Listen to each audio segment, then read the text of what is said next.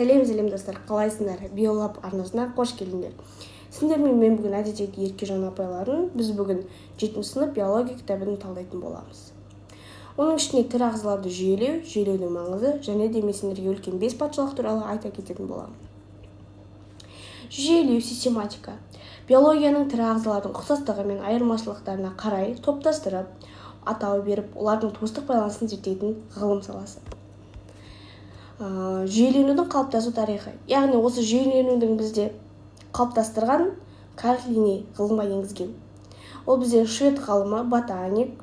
Ол 1735 жылы табиғат шежіресі атты кітабында осы жүйеленуді жаңа бөлім ретінде анықтап көрсеткен болатын.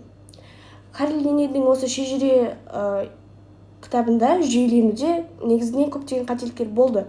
Бірақ та қазіргі заманға жүйелену өте үлкен өзгеріс болып келеді, және де жүйеленудің баспалдағын тап берген бізге осы Карл Линней болады. Онымен қоса бізде Линней еңбегінің жетістігі түрлерді белгілеу үшін ол бізде 2 латын әріптің атауларын енгізген болатын. Линней еңбегінің тағы бір маңызы осы кезге дейін қолданылатын жүйелеу категориясының көп бөлігін жасады. Яғни ол бізде қазіргі таңда жүйелеу систематиканың маңызы өте зор. Оны бізде ойлап табып, баспалдақтарын қадап берген бізге осы Карл Линней болатын. Және де келесі бізде 5 патшалықты айта кететін болсам, оларға бірінші бізде прокариоттар, екіншісі протистер, үшінші саңырауқұлақтар, төртінші өсімдіктер, 5-ші жануарлар жатады. Сендерде сұрақ болуы мүмкін. Саңырауқұлақ өсімдіктерге жатпай ма? Олар не үшін бөлек патшалық болып қалыптасып тұр деп ойлаулар мүмкін. Бірақ бұл кезде айта кететін жағдай, бізде міндетті түрде саңырауқұлақтар бөлек патшалық болады. Себебі неде? Себебі бізде өсімдіктер мен жануарлардың белгілері екеуінің әртүрлі. Ал осы 2 әртүрлі белгілер саңырауқұлақта кездеседі. Оны алда айта кететін боламыз сендерге. Сол үшін бізде саңырауқұлақ бөлек патшалық болып қалыптасады. Келесі прокариоттар. Прокариоттар барлық бактериялар жатады. Яғни біздің қоршаған ортамыздағы барлық бактериялардың негізгі атауы прокариоттар. Олардың басты ерекшелігі жасушасында ядро жоқ. Біз оны білеміз, иә? Сондықтан бұл атаулың алдыңғы, бұрынғы және де ядро деген сөздерден шыққан. Бізде осы прокариоттар біздің жер ғаламшарында ең бірінші болып пайда болған ағзалар деп айтамыз. Эволюция барысында олардың едәуір жетілген ядролы ағзалар, эукариоттар, саңырауқұлақтар, өсімдіктер және жануарлар қалыптасты. Яғни бұл дегеніміз эволюция, яғни қоғамның дамуы кезінде олардан ядролы ағзалар, яғни эукариоттар дейміз бізде ядролар бар ағзаларды, ал прокариоттар бізде ядросы жоқ ағзалар. Эукариоттар ядросы балаларға бізге не жатады? Өсімдіктер, жануарлар және саңырауқұлақтар жатады. Бізде барлық бактериялар прокариоттар. Жаңа айта кеттік. Оларда бір жасуша болады. Яғни көп жасушалыға ешқашан бактериялар кірмейді. Бірақ олар колония, яғни жасушалар тобы түрінде тіршілік етуі мүмкін. Яғни колония құрып дегеніміз бірігіп тіршілік ететін ағзаларды колония құрып тіршілік ететін ағзалар деп атаймыз біз. Келесі бізде протистер. Протистер бізде бір жасушадан тұратын және ядросы бар барлық ағзалар жатады. Заманауи деректер бойынша протистер патшалығы жасушалы ядролы эукариоттар патшалығы. Яғни бұл дегеніміз бізде протистер ядросы бар, яғни эукариотты ағзалар бір жасушадан тұрады. Олар бізде көп жасушалы бола алмайды.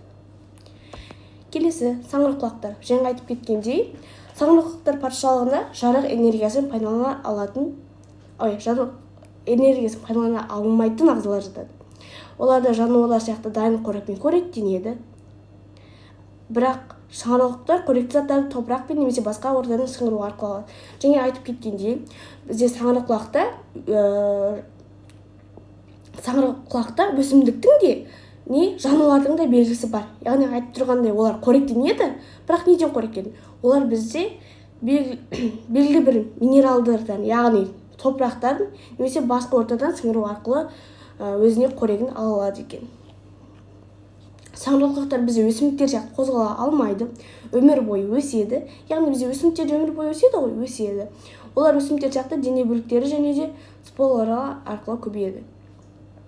Бірақ олардың денесінде өсімдіктерде кездеспейтін тек жануарларға тән кейбір химиялық заттар болады. Яғни саңқұлақтар дегеніміз бізде өсімдіктердің де жануарлардың да белгілері бар ағзалар саңқұлақтар деп аталады. Келесі, жануарлар мен өсімдіктер патшалығы. Бұл бізде ең үлкен патшалық, яғни бізде осы қоршаған ортамызды алып жатқан осы жануарлар мен өсімдіктер патшалығы. Өсімдіктер патшалығы жасыл зат хлорофилдің көмегімен жарықтан энергия алуға қабілетті ағзалар жатады.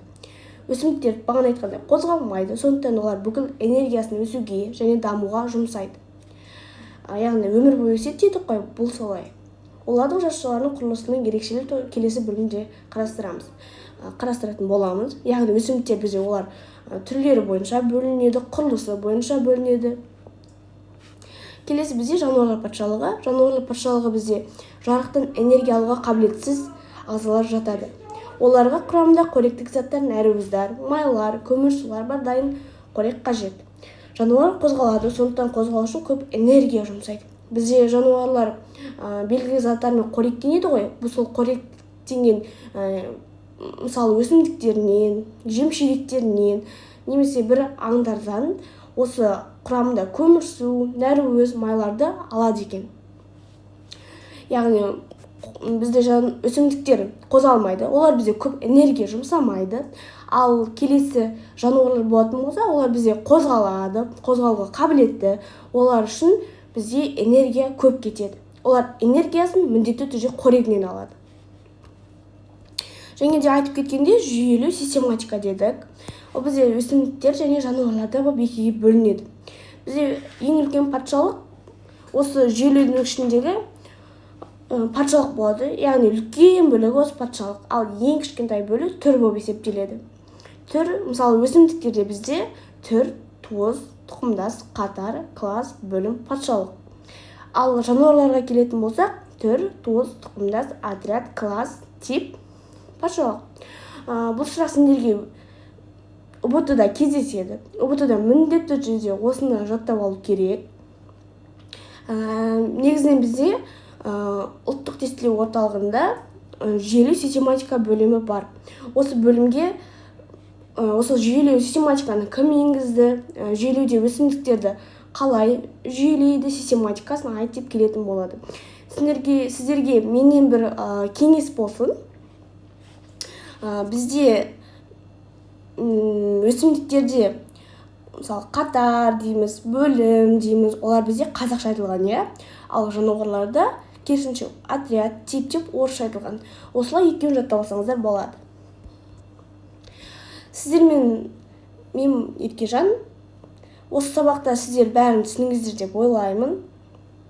Сіздерге үй жұмысына менің сүйікті жануарым өсімдігінің тақырыбында сурет жасап, оның классификациясын жазу. Мысалы, менің сүйікті жануарым мысық. Патшалығы жануар, типі сүтқоректі, классы тоже сүтқоректілерге жатады. Отряды жыртқыш, тұқымдасы мысықтылар. Ары қарай туысы фелс, ал түрі фелс, cat. Яғни бұл дегеніміз бір мысықты классификация, яғни систематикалық түрін жазу. Сіздермен мен болған Еркежан. Қош сау болыңыздар.